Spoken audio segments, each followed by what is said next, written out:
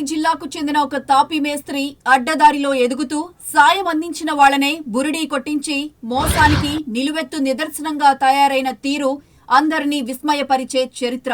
వాకాడ తిరుమలరావు అనే మోసగాడి చరిత్రలో అడుగడుగునా బుకాయింపులు, ఎదుటి వాళ్లను ముంచే ఆలోచనలే. అందుకే అతగాడి తీరులో అన్ని జవాబులేని ప్రశ్నలే.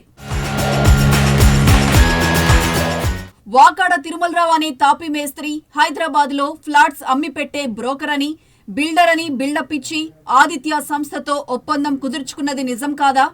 పెద్ద పెట్టుబడిదారునని, బలమైన ఆర్థిక నేపథ్యం ఉన్నదని నమ్మించడం నిజం కాదా?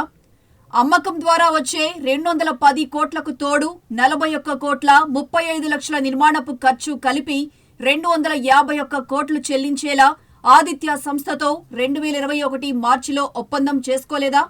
ఫ్లాట్ల అమ్మకంతో సంబంధం లేకుండా గడువులోగా డబ్బు చెల్లిస్తానన్న మాట నిజం కాదా?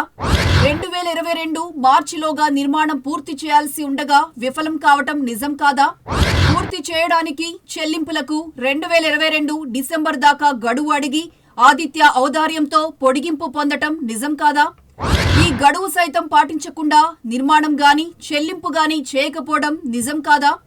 అసలు సంగతి అలా ఉంచినా చివరికి జీఎస్టీ సైతం కట్టకపోవడం నిజం కాదా? తీరా 2022 డిసెంబర్ గడువు కూడా పూర్తయ్యాక మరోమారు పొడిగింపు కోరడం నిజం కాదా?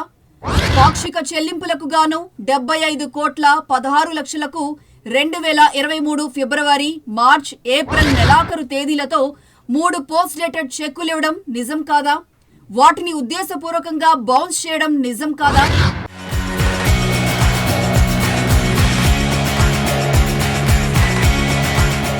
మిగిలిన 172 కోట్ల రూపాయల బకాయిలు, జీఎస్టీ, వడ్డీ బకాయి కలిపి 2023 సెప్టెంబర్లో చెల్లిస్తానని ఒప్పుకోవడం నిజం కాదా? జీఎస్టీ కట్టకుండా ఎగవేయడం నిజం కాదా? ప్రాజెక్టుకు ఫైనాన్స్ చేసిన పంజాబ్ నేషనల్ బ్యాంకుకు చెల్లించాల్సిన వడ్డీ చెల్లిస్తానని ఒప్పుకొని కూడా చెల్లించకపోవడంతో ఆ వడ్డీ భారం కూడా ఆదిత్య సంస్థ మీదనే పడటం నిజం కాదా? ఒప్పందంలోని షరతులకు నీళ్లొదిలి ఆదిత్య సంస్థను నిలువునా మోసం చేయడం నిజం కాదా? జీఎస్టీ, వడ్డీ చెల్లిస్తావనే నమ్మకంతో అనేక ఫ్లాట్లు నీ తరపున ఆదిత్య సంస్థ రిజిస్టర్ చేయడం నిజం కాదా? ఒకవైపు చెక్కులు బౌన్స్ చేసి కూడా ఫ్లాట్స్ కు నిజమైన యజమానిగా నమ్మించి కోట్లాది రూపాయలు వసూలు చేసుకుని 100కు పైగా ఫ్లాట్స్ అమ్ముకోవడం నిజం కాదా?